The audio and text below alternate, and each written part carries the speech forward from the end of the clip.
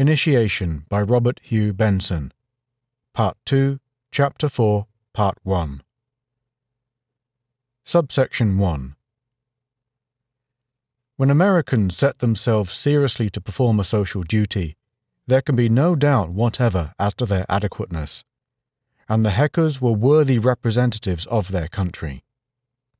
They had, of course, a suite of rooms at the Cecil, 3 bedrooms and 2 large sitting rooms. The bedrooms looked out into the court because that was quieter, and the sitting rooms over the river because that was more beautiful. But this was not enough for the entertainment of Madame Selver and the few friends they had asked to meet her quite quietly. They would want at least 2 more rooms. A small band must be positioned in the most remote, as everyone presumably would want to talk all the time. Tea was to be served at a buffet in the next. Madame Selver was to be enthroned in the third, and the few friends were to await their introduction and talk loudly and continuously in the fourth. They were to arrive, to be greeted by Mr. Hecker first, and encouraged to sit down. Then, when their turn came, they were to be conducted to the inner door, within which stood Mrs. Hecker. She in turn would present them to Madame Selver, and, upon her approach with another party or individual, they were to pass through to the tea-room, which had another door opening upon the corridor. Through this they would emerge and, on passing again the door of the first room, could come round and tell Mr. Hecker how much they had enjoyed it all. If they were very important, Mrs. Hecker too would be summoned to say good-bye and, "Yes, isn't she wonderful?" How the Heckers succeeded in obtaining the use of these 2 further rooms, God and the manager of the Cecil alone knew. The only outward sign of any unhappy circumstance connected with the achievement was to be seen, by observant visitors, in the gloomy appearance of a colonial minister all that afternoon from 4 to 6, who sat in the public rooms for the first and last time during his visit. The first evidence of any unusual happening in the Cecil was encountered by the Bessingtons and Neville upon reaching the lift. Here a superb gentleman in a frock coat with a flower in his buttonhole and light grey trousers bowed slightly and asked whether they were for Mrs. Hecker's reception. Upon Neville assenting to this, a rapid sign was made to the lift boy, and a pair of inmates of the Cecil Hotel, who had been noticed approaching, were informed that the lift would be down again immediately. Upon emerging on the first floor, another gentleman in another frock coat, with another flower in his buttonhole and another pair of grey trousers, was awaiting them. He bowed slightly from the waist, and asked whether they were for Mrs. Hecker's reception.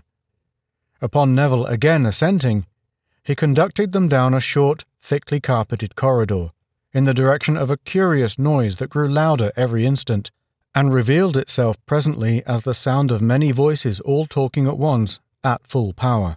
Mrs. Bessington visibly brightened as she heard it, and broke off in the middle of a sentence. Then an inexpressibly formidable footman leaned his powdered head stiffly forward, as the gentleman in the frock coat retired, and inquired, "What names, sir?" On receiving an answer, he slipped within an open door, beyond which could be discerned the outskirts of a crowd, and announced with absolute and resonant clearness, "Mrs. Bessington, Miss Bessington, Sir Neville Fanning." There was a lull in the talking, as there always is upon such an occasion, and then Mr. Hecker, in a neat morning suit, so perfectly correct that one simply did not realize it until one looked, was there, alert, trim, and efficient. He did not appear to come there, he was there, and he appeared to have been waiting for them, as for the climax of the whole reception. "Charmed to see you. This is most kind. Yes, Madame Selver is in the inner room if you wouldn't mind waiting a few minutes. You'll excuse me, won't you? I see some more friends have just come." He pressed Neville's hand with a confidential air, and then again, as they moved forward into the room, they heard the same confidential tones beginning again behind them. In spite of his very real desire to see Madame Selver, Neville felt gloom fall upon him like a pall. This was nearly everything he most disliked, and that he hoped it would not be. Indeed, It was the Parrot House once more. It was a large room, admirably seated. There was a vast window seat. There were little rout chairs, ottomans, sofas. There were no tables at all. There were, in fact, so many seats that they were not full, in spite of the crowd, and Neville found very little difficulty in getting his ladies through to the window. But the noise of the voices was incredible. Americans, with all their virtues, do talk loud, and seem to find no discomfort in their neighbours doing so also. And they were, of course, chiefly Americans here. "Oh, look at the flowers," said Enid as she sat down. There were no tables, as has been said, but the Heckers were not to be done out of their flowers for all that. The big old mirror over the mantelpiece was framed in pink orchids, and in the centre of the mirror hung a great S, surmounted by a crown. "But what's the crown for?" she said. "Oh, general glory and honour," said Neville. "Democratic ideas, you know. Yes, Mrs. Bessington?" While Mrs. Bessington began to describe to him the only time that she had herself stayed at the Cecil, he began to look round him and find his bearings. For he felt that with all the good will in the world he could not stay here forever. There was a tall, curtained door on his right, in the middle of the long wall opposite the mantelpiece, and this, presently, he perceived to be the shrine, so to speak. Even while he looked, he saw the hatted head of Mrs. Hecker peep from it for an instant, and simultaneously 2 persons unknown to him advance and disappear. It was plain that Madame Selver was in the next room. "I beg your pardon?" he said, conscious that Mrs. Bessington had stopped talking, but it was Enid who answered him. "There's Mr. Lennox," she said. Algy was indeed advancing towards them, behind an obviously American financier who, in a white waistcoat, was regarding the company with a pleased smile. Algy looked a little weary. "Well, here we are," he said. He saluted his friends politely. "I have spotted it," he went on in a confidential tone. "We go in lots, and there's tea beyond the throne room. Lord, I want tea." "Now, if they had tea in here," Enid began. "That'd never do," said Algy. "Don't you see, Miss Bessington, that tea in the last room is the only thing that'd get people out from Madame Selver? We'd get clogged otherwise in there. These Americans know how to manage us all, I must say. By George, look at those orchids." By the time that their turn began to draw near, and Mr. Hecker, still apparently bilocating all the while at the 2 doors, greeting his friends at one, and handing the next lot that were due for Madame Selver through the other, began to eye them once or twice as if to put them on the alert, Neville's gloom was profound. A crowd such as this had always a depressing effect upon him. The thing seemed so exquisitely annoying and futile and unenjoyable. Here were, perhaps, 40 people, each of whom individually was no doubt charming, each of whom might be quite interesting taken alone, all talking at once about things that really interested neither the talker nor the talked to. He heard, in moments when he could catch consecutive sentences, the weather, Madame Selver, the Hotel Cecil, the view over the river, the orchids, Madame Selver, New York, the transatlantic lines, the crush in the Strand, Paris, Madame Selver, briskly discussed in such a manner and at such vivacious speed that nothing could possibly be said about any of them that could be of any interest at all. There was no coin on the table, so to speak. There was nothing but counters. And all this was being done by tightly dressed persons in a room which, in spite of the awnings outside and the fans in the passage, was getting warmer and warmer. He was concluding very deliberately that, much as he had wished to meet Madame Selver, the price was too heavy, when Enid turned to him again.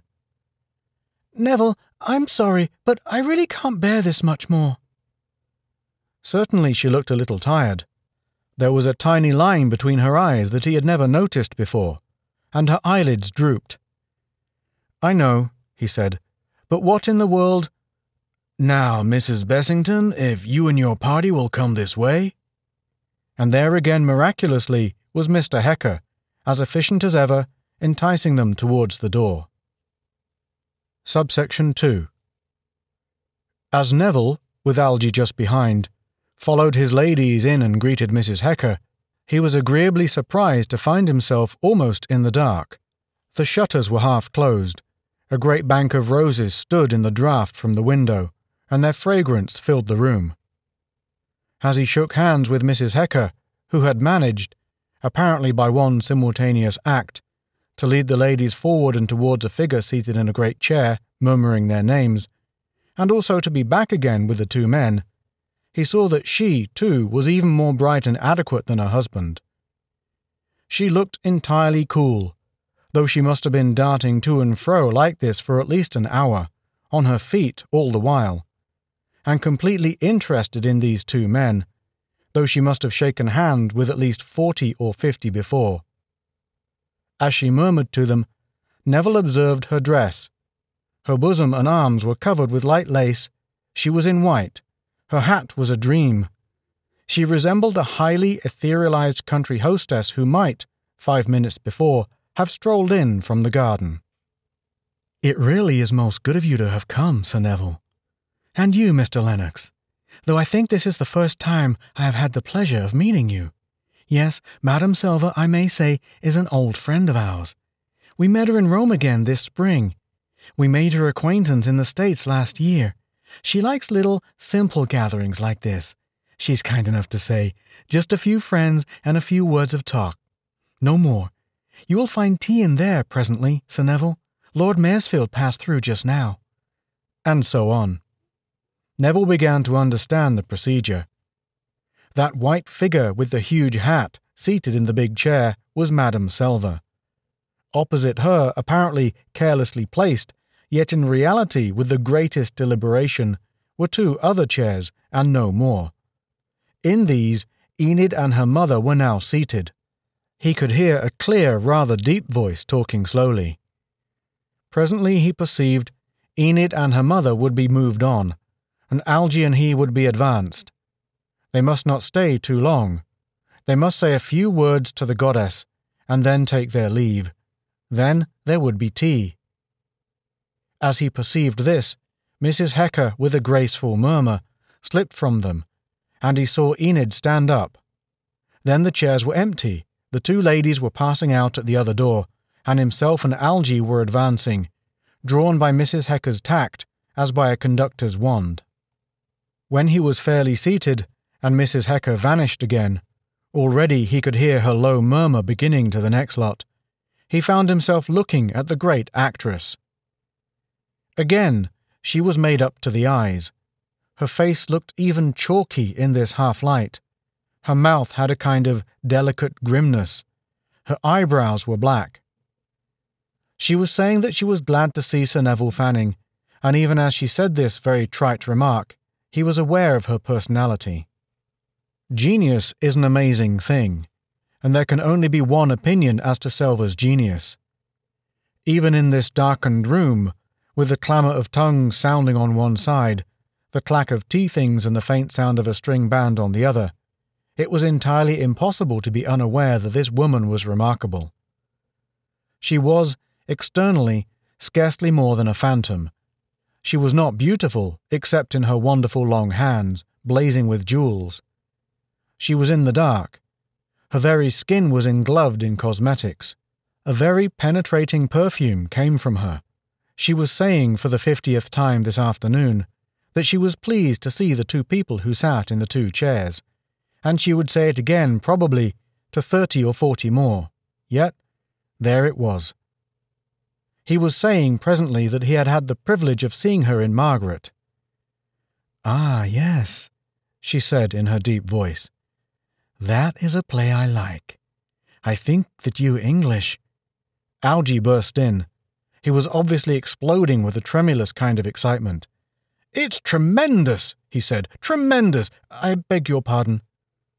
She had turned her whitened face on him, and he had realized his interruption.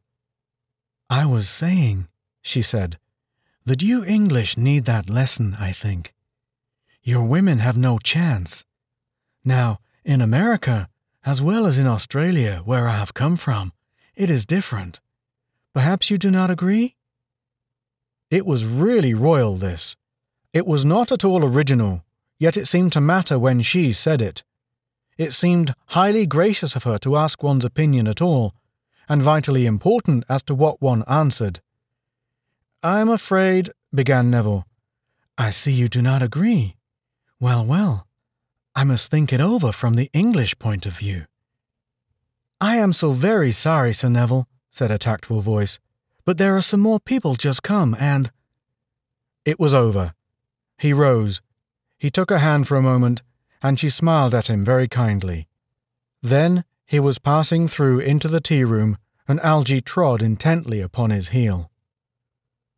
Subsection 3. "Well, and that was all," said Enid, with faint asperity. The ladies, with that confident decision that men lack, had secured a small round table for 4 in the window, ordered tea, and arranged the chairs. The table was covered with an embroidered damask cloth.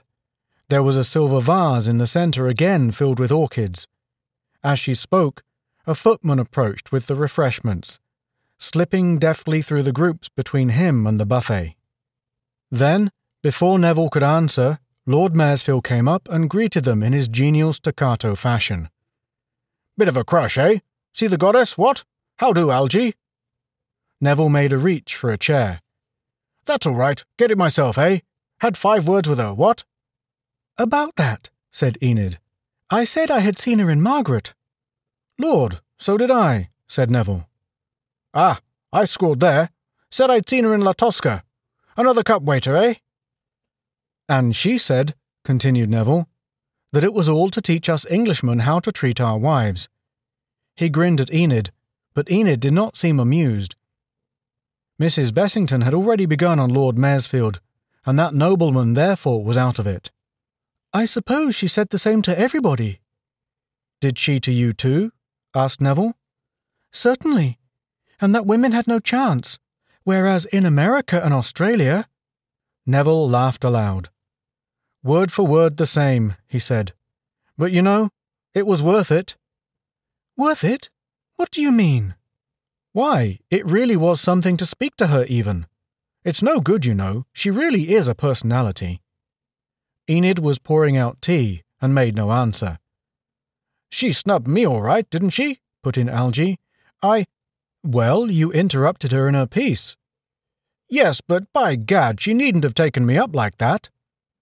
"She was rude to you, Mr. Lennox?" asked Enid sweetly. "Well—" "He interrupted her in the middle of a sentence," explained Neville. "She needn't have been rude, though," remarked Enid. Neville set down his cup with brisk decisiveness. "Enid, you're really tiresome," he said. "She's a genius. Look here, Maresfield. Oh, I beg your pardon, Mrs. Bessington. I didn't see you were—" But Lord Maresfield sprang at the opening like a bird at an open cage door. "Eh? What? What's the trouble?" "Miss Bessington's being tiresome. She will not see that Selva's a genius. Here's Algy, who interrupted her in the middle of a sentence. You know his way. Well, she snubbed him, very properly, and he took a back seat. And here's Miss Bessington saying that she was rude, and that there's nothing in her—" "I said nothing of the sort," remarked Enid, with a flushed face. "I said distinctly." Now Neville honestly did not see that she was in the least annoyed. He felt cheerful and even expansive at having passed the ordeal of the 2 rooms. He waved a hand, and she stopped dead. He did not notice even that at the time. "Look here, Maresfield, isn't she a genius? Well, and how in the world can you expect a woman like that, who's on a kind of throne, to stand a chap like Algy barging in? I don't care in the slightest what anybody thinks. I'm delighted to have met her. Aren't you too? She's tremendous. I felt it in that 2 minutes every bit as much as in the play. She's just great. Isn't it so? Now, Enid." There fell a dead silence. Enid looked at him quite deliberately. Then she dropped her eyes. "Have another cup, Lord Maresfield," she said.